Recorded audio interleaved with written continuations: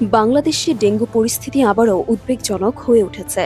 দীর্ঘ কয়েক মাস ধরে তুলনামূলকভাবে নিয়ন্ত্রিত থাকলেও জুন মাসের শেষ দিকে এসে ডেঙ্গু সংক্রমণ হঠাৎ করে বেড়ে গেছে। স্বাস্থ্য অধিদপ্তরের হেলথ ইমার্জেন্সি অপারেশন সেন্টার ও কন্ট্রোল রুমের সর্বশেষ তথ্য অনুযায়ী গত ২৪ ঘণ্টায় দেশে ডেঙ্গুতে আক্রান্ত হয়ে হাসপাতালে ভর্তি হয়েছেন ৪২৯ জন।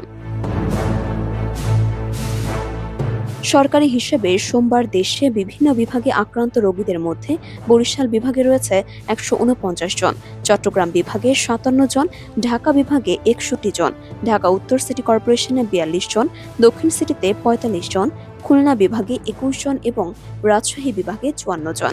একই সময়ের মধ্যে হাসপাতাল থেকে ছাড়পত্র পেয়েছেন ৩৫৮ জন রোগী। বছরের শুরু থেকে এখন পর্যন্ত দেশে মোট ডেঙ্গু আক্রান্তের সংখ্যা দাঁড়িয়েছে ১০,২৯৬ জনে।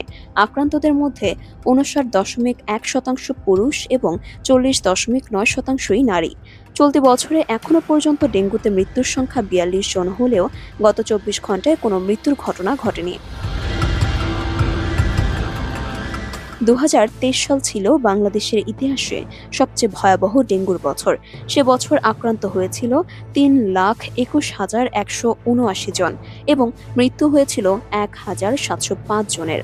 পরবর্তী বছর ২০২৪ সালে আক্রান্তের সংখ্যা ছিল ১,০১,২১৪ জন, যা মৃত্যুর সংখ্যায় ৫৭৫। যদিও ২০২৫ সালের শুরুটা ছিল কিছুটা স্বস্তিদায়ক, তবে জুন মাসে আক্রান্তের সংখ্যা হঠাৎ বেড়ে যাওয়ায় নতুন করে শঙ্কা তৈরি হয়েছে। তারপর ব্লিডিং হয়ে গেছে, বমি, মাথা ঘোরায়, ব্যথা করে। গতকালকে টেস্ট করে দেখলাম যে ১,১০,০০০ চলে আসছে। এই জন্য পরে আমরা কালকে রাত্রে ওকে ভর্তি করে প্লাজমা লিকেজ ফেজ আমরা যেটা বলি যে ওই পানি জমে যাওয়া পেটে বা বুকে, এগুলোও দেখা যাচ্ছে যে অনেক বেশি। অ্যাসোসিয়েটেড কমপ্লিকেশনগুলো বেশি হচ্ছে, প্লাস রিকভারি রেট অনেক। তখন জ্বর কমে না, গলাতে ব্লাড আসছে, তখন হলো ডাক্তারের শরণাপন্ন হচ্ছে। ৬ দিন গেল, তারপরে অ্যান্টিবায়োটিক খাওয়ানো হলো, ৩ দিন পর থেকে শুরু করলো। এই ৬ দিন পর থেকে ব্লাড আসলো গলাতে। মূলত ডেঙ্গু একটি ভাইরাসজনিত রোগ যা এডস এজিপ্টি ও এডস অ্যালবুপিকটাস নামক স্ত্রী মশার মাধ্যমে ছড়ায়। এডিস মশা মূলত দিনের বেলায়, বিশেষ করে সকাল ও বিকালের দিকে কামড়ায়। ডেঙ্গুর বিস্তারের প্রধান কারণ হলো জমে থাকা স্বচ্ছ পানি, যেমন নির্মাণাধীন ভবন, ফুলদানি, ড্রাম, প্লাস্টিক পাত্র, পরিত্যক্ত টায়ার বা খোলা ডাস্টবিন।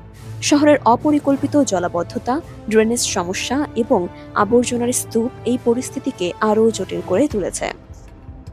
ডেঙ্গুর লক্ষণগুলোর মধ্যে রয়েছে হঠাৎ জ্বর, মাথা ব্যথা, চোখের পেছনে ব্যথা, মাংসপেশিতে ব্যথা। কিছু ক্ষেত্রে ডেঙ্গু হেমোরেজিক ফিভার বা ডেঙ্গু শক সিন্ড্রোমে আক্রান্ত হন, যা প্রাণঘাতী হতে পারে।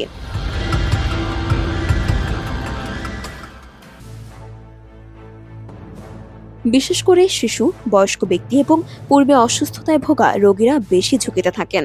ডেঙ্গু থেকে বাঁচতে হলে প্রতিরোধমূলক ব্যবস্থা গ্রহণ করা অত্যন্ত জরুরি।